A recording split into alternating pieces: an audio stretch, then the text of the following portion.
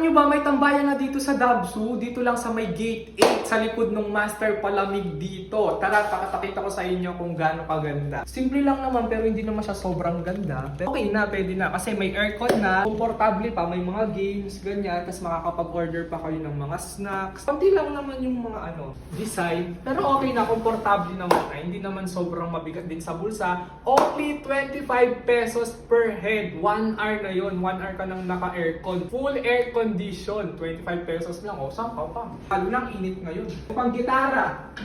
Yung gitara ko sinira nila. Ba't yun naman sinira, guys? Ito mo. Sak naman, ayusin nyo naman bago kayo umalis.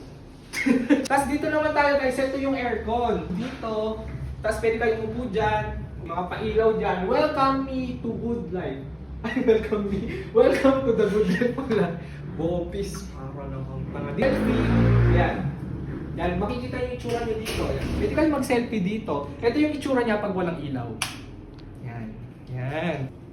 Oh, di ba? Ganyan siya, parang mas maganda siya kasi kita mo yung flex ng itsura mo dyan. Medyo clear skin. Dito guys, nandiyan yung Freedom Mall. Ayan, oh, dami ng mga naglagay. Oh. Basahin natin isa-isa. Hi Crush from Secret. Oh, ito. Hi Andrea, ako na lang please. Wow. Call mo Angela Samantha, shout out sa'yo. Sino ka? Tambay na kayo dito, 25 pesos. Oh, di naman siguro mabigat yun. Oh, parang bumili ka lang ng Yakult Lemon, 25.